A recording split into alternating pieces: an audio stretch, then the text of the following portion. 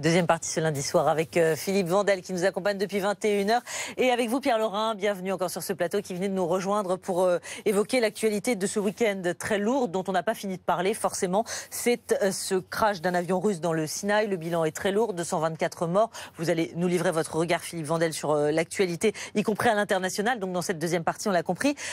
Pierre Laurin, d'abord revenons sur les faits. L'appareil il se disloque en plein vol, une vingtaine de minutes après son décollage de Sharm el-Sheikh, 2 jours après le crash. Aujourd'hui, donc, le responsable de la compagnie russe qui s'appelle Metrojet écarte l'hypothèse d'une défaillance technique ou d'une erreur humaine et parle d'une cause extérieure. Qu'est-ce qu'on doit comprendre ? Eh bien, on doit comprendre, premièrement, que la compagnie a tout intérêt à ne pas s'impliquer elle-même. Donc, à dire que c'est pas ma faute, monsieur, c'est pas ma faute. Parce qu'on lui a déjà un peu tapé dessus à la compagnie. Bien sûr, depuis samedi, elle fait l'objet de perquisitions. On cherche effectivement à savoir si vraiment les appareils étaient bien entretenus. D'autre part, cause extérieure. On a cru comprendre que c'était une cause extérieure à l'avion. Donc un projectile éventuel. Alors que ce que disait le responsable, c'était une cause extérieure à la compagnie. C'est-à-dire, c'est pas nous, monsieur, c'est pas nous.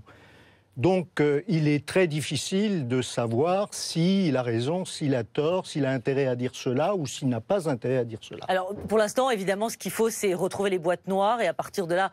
Elles ont été retrouvées. Alors, Philippe Vandel. C'est une question que je me pose toujours. Quand on n'a pas l'information, on n'a pas l'information parce qu'elle n'existe pas ou elle existe mais on ne veut pas la donner. Ben là, visiblement, on ne l'a pas. On n'a pas d'information. On ne sait pas. Est-ce qu'eux le savent ? Non. Personne ne le sait. Eux ne le savent pas. Mais ce qui m'a frappé tout à l'heure dans ce que disait Rachid sur les experts américains, il disait Daesh n'a pas les moyens d'abattre un avion en vol. On le sait, oui. Mais quid de poser une bombe ? Justement, ça c'est la seule piste crédible qui impliquerait des terroristes. C'est une bombe à l'intérieur. Alors bon, il y a eu visiblement une décompression explosive puisque les débris sont étendus sur plusieurs dizaines de kilomètres carrés. Exactement. Bon. Est-ce qu'elle est la cause, une cause mécanique, ou est-ce que c'est une bombe à bord? Exactement. L'enquête le déterminera. Voilà. Pour le moment, on n'en sait rien. Voilà, on a les boîtes noires. Ce qu'il y a, c'est qu'il faut les étudier, ces boîtes noires, et ça se fait pas en quelques heures. C'est pour ça que je disais ça. Juste Laurent Neumann. Oui, non, parce que Philippe, il pose une question de journaliste. À l'heure où on se parle, nous n'avons pas l'information.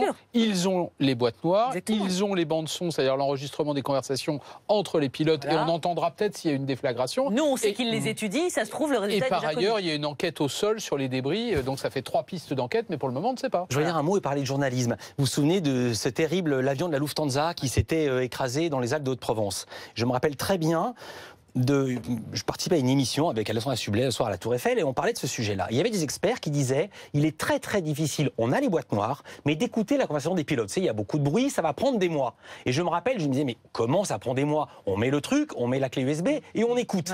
J'ai dit ça. Je suis passé pour un fou ou non. Le lendemain, on a eu exactement le récit du pilote suicide. Donc c'est le sens de ma question. Ça se trouve, je vois que vous avez un petit sourire. Ça se trouve, ils savent déjà. Effectivement, mais on n'a aucun moyen de le savoir. Non, mais on peut savoir ce qu'on sait. Ce qu'on sait, oui, c'est ça. Ce que l'on sait, ce que nous savons, nous, c'est que, pour le moment, il n'y a pas de piste privilégiée. Mais parce qu'il y a un intérêt aussi à ne pas révéler ces pistes privilégiées, il y a un intérêt notamment côté russe, Pierre Laurin, n'est-ce pas? Mais il y a un intérêt, pas forcément, dans la mesure où, pour la Russie, honnêtement, que ce soit un attentat ou que cela n'en soit pas un, cela ne change rien. Pourquoi, Pierre Laurin? Parce que l'offensive contre Daesh en Syrie va se poursuivre, parce que de toute manière, contre le terrorisme, et on le sait très bien depuis très longtemps, on est pratiquement impuissant, et les Russes le savent beaucoup mieux que tous les autres, à l'exception peut-être des Espagnols avec l'ETA il y a quelques années, mais les Russes ont connu une succession d'attentats terroristes plus horribles les uns que les autres. Et oui, mais là, ça fait seulement un mois, à quelques jours près, que la Russie frappe en Syrie. L'opinion publique, forcément, elle va se poser des questions, voire plus. Je ne pense pas que l'opinion publique russe soit à ce point influençable. Au contraire, je pense qu'un attentat terroriste va renforcer le soutien des Russes à Bachar el-Assad. Pas à Bachar el-Assad, mais à l'opération à l'opération russe en Syrie. Est-ce que ce n'est pas un billard à 3 bandes? Parce que pour avoir un peu suivi, il y a quelques semaines, on reprochait à la Russie, les Occidentaux reprochaient à la Russie de taper non pas sur Daesh, mais de taper sur les opposants à Saddam Hussein. Donc quel serait l'intérêt de Daesh de frapper la Russie qui, entre guillemets, l'épargne plutôt? Non, en fait, là, nous sommes dans une guerre de l'information. Il est vraiment très, très difficile de considérer que la Russie ne frappe que les opposants. Non, il y a des vidéos, des frappes, on sait où ils frappent, on sait qu'il y a des postes de commandement, des dépôts de munitions, des centres de formation qui sont frappés et qui appartiennent à ce que nous appelons, nous, Daesh, à l'État islamique. Que les Russes soutiennent l'offensive des troupes de Bachar el-Assad, ça, c'est dès le départ, ils l'ont annoncé, parce que leur but, justement, c'est de dégager l'étau sur l'armée syrienne de manière à pouvoir avoir des troupes pour battre Daesh. Et de l'autre côté, il y a les troupes kurdes qui, elles, sont bombardées de temps en temps par les Turcs, qui sont normalement leurs alliés, et les deux formant une branche, chaque branche de l'étau, ça peut se resserrer sur Daesh et effectivement éliminer la menace de l'État islamique. Deux questions encore, Pierre Laurin. Si c'est un attentat, ça prouve quoi? Ça prouve que Daesh a une capacité opérationnelle sur la région très forte. Là, il s'agit quand même d'un aéroport international. Oui, mais c'est l'un des aéroports vraisemblablement en Égypte qui n'est pas très surveillé. Ouais. Ça, on le sait depuis très longtemps. Par ailleurs, les capacités, vous savez, lorsque